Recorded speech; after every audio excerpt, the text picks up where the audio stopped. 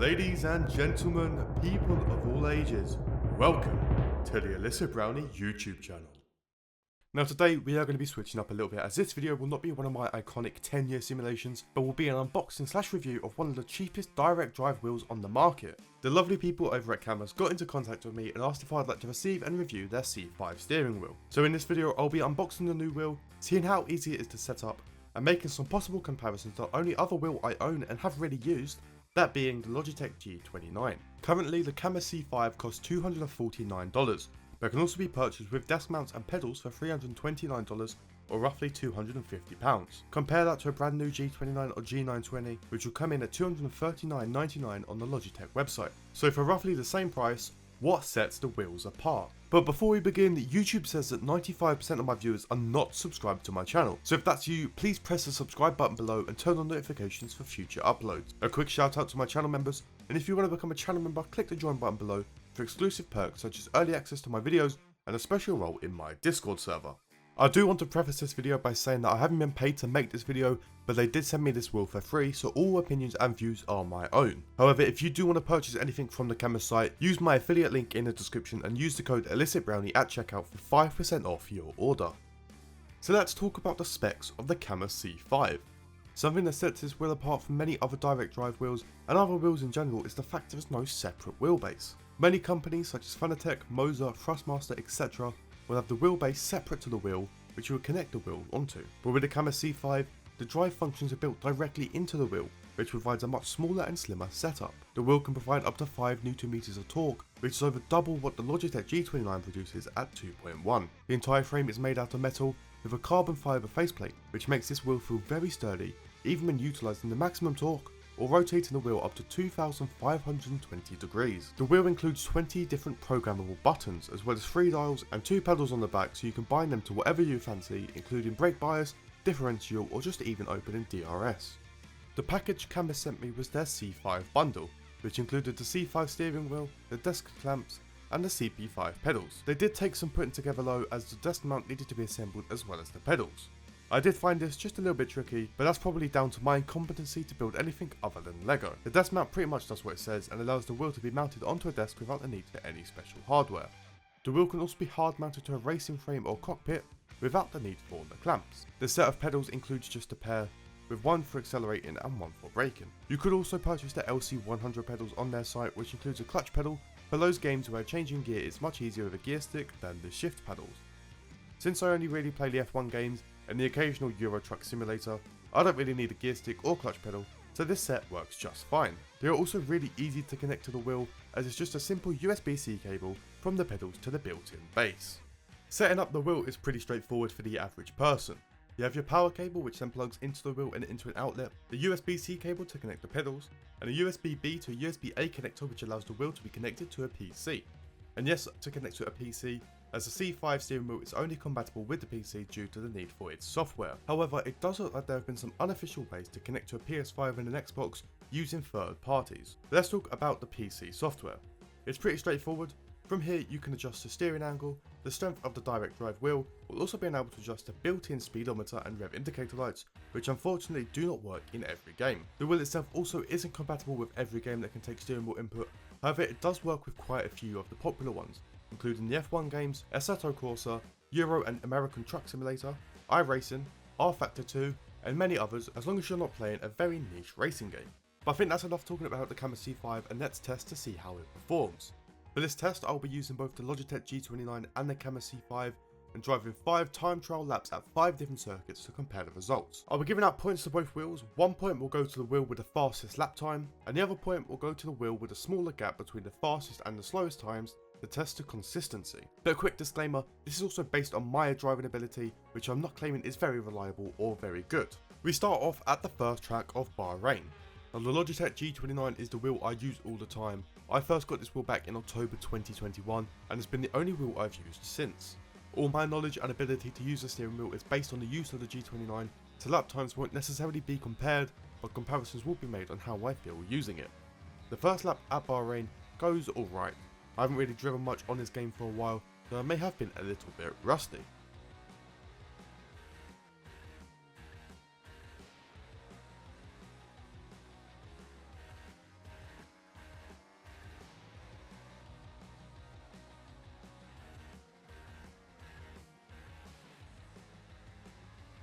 The first lap time comes in at 1 minute 31.394, which obviously isn't the best lap, but hey ho. Lap 2 comes in faster, hitting a 1:30.895, with lap 3 continuing to improve, setting a 1 minute 30.597, lap 4 being a 1:30.172, and the final lap being the fastest and setting the benchmark of 1 minute 29.995 seconds. This gives us a gap between the fastest and slowest times of almost 1.4 seconds. Now let's see how the Cammus C5 performed at Bahrain.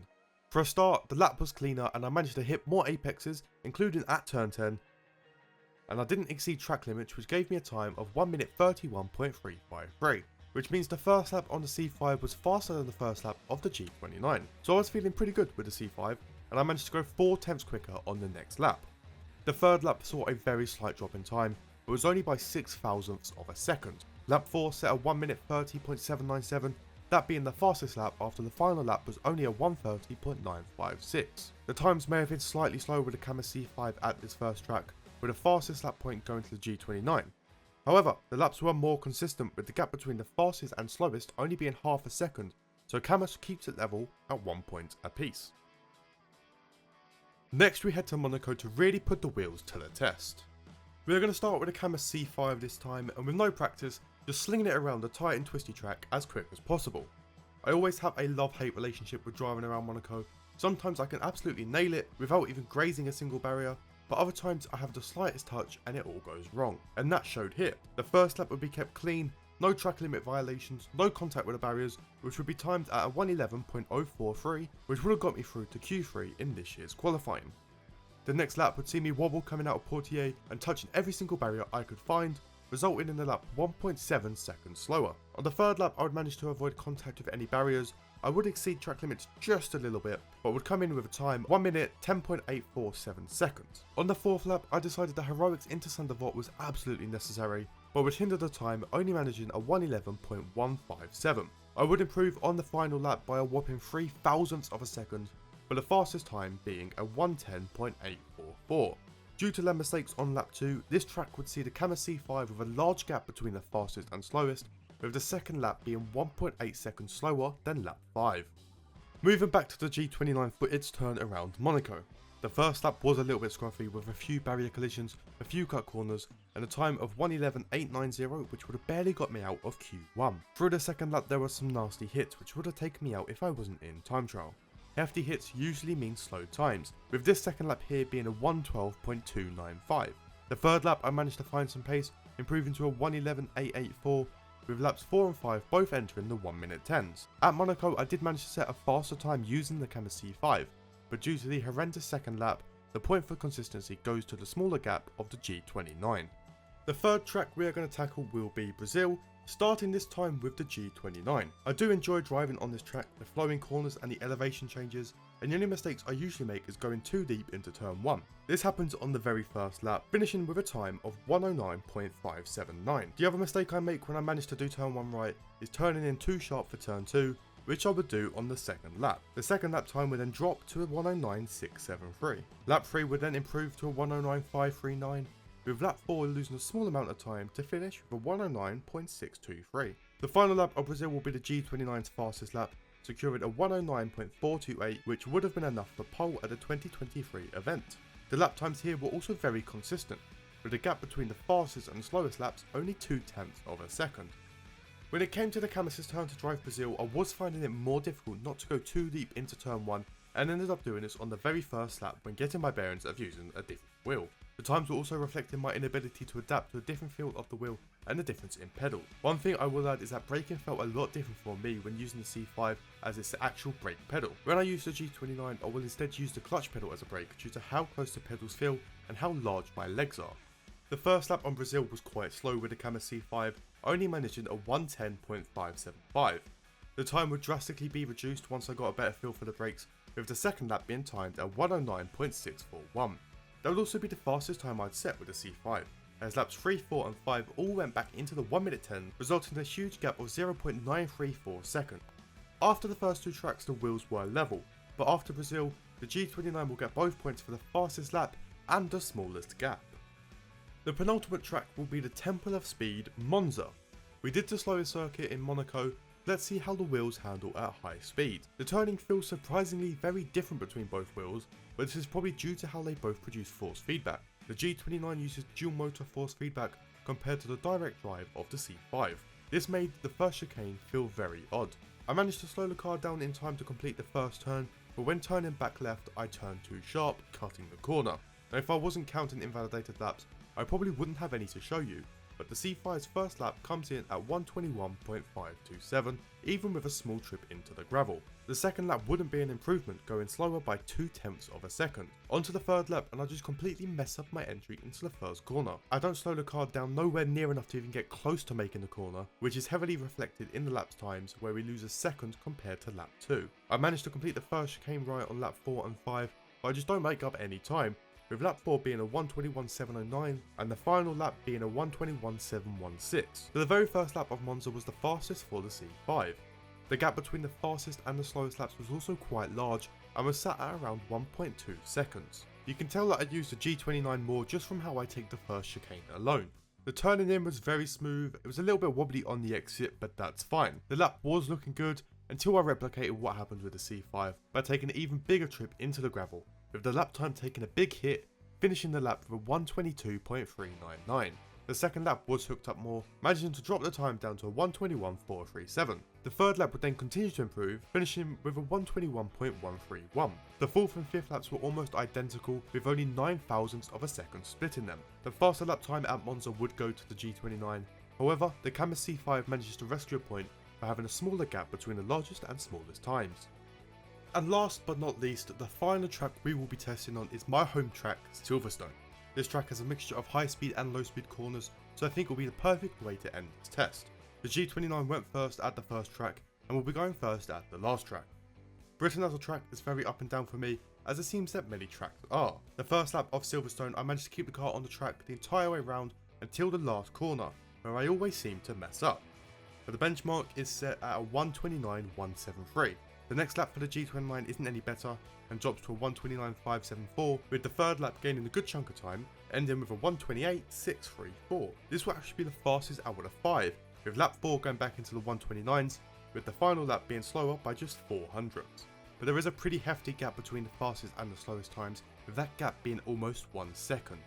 The Cammus C5 needs to have a really good performance here to secure both points and take the competition to a tiebreak. The timing of the first lap comes in at 129.974, but it still has a lot to do if the C5 wants the fastest lap point, and it knows. The second lap will go purple in all sectors, providing a very fast lap, but it's still only able to reach a 129.370. The third lap isn't much help, as the time rises up to a 129.5, just under a second needed to gain to get the fastest lap. Lap 4 is completed, but it still doesn't go any faster than that second lap time, after the timing says 129.419. So it's all down to this last lap. We need a really good lap. Unfortunately, sector 1 is yellow, but there is still plenty of time to find. We go a little bit wide at Cops Corner, pushing the car to its absolute limit. We go through Maggots. We go through to Beckett's. But a tyre just dips onto the grass, sending the car for a spin. This could have been the lap. There's nothing more the car can do, so it files its way into the pits at the end of the lap. The fastest time set by the G29 was not beaten on this occasion, but the C5 does manage to take a final point for having a smaller gap even if the last lap wasn't completed, which will take the final score to 6-4. Now, considering I've been using the G29 for almost 3 years and barely used the Cammus C5 3 times, I think it's performed way above expectations. I actually really enjoyed using it. The wheel felt really smooth when turning compared to the G29, but you can still feel the resistance if the car is sliding or makes its way onto the rumble strips or grass. One thing I must say is how quiet the C5 is compared to the G29 when providing the force feedback. I don't like to use my steering wheel that late to avoid disturbing anyone trying to sleep in the house, but with the Cammus C5 I was confident it wouldn't actually wake anyone up. The pedals also felt really good even if they are quite small. I felt when I was really pushing on the brake pedal that the plate would start to lift up unless my heels were firmly planted, but this issue was fixed when I mounted them to my wheel stand. Overall, I genuinely believe the Cammus C5 is a very affordable way to start sim racing, especially since it's a direct drive wheel. There's nothing wrong with the G29, don't get me wrong, but if I was starting out again, there is a good chance I could have gone with the C5 instead. But that is going to wrap up today's video, something that is slightly different here on my channel, but I did have a lot of fun making it. Once again, a massive thank you to Cammus for getting in touch and sending me this setup for free. And if you want to check them out, use my affiliate link in the description and use the code IllicitBrownie if you decide to purchase anything. Don't forget to drop a like on this video and subscribe if you haven't already. Become a channel member and join the Discord. But from me, a good day, evening or night wherever you are, and goodbye.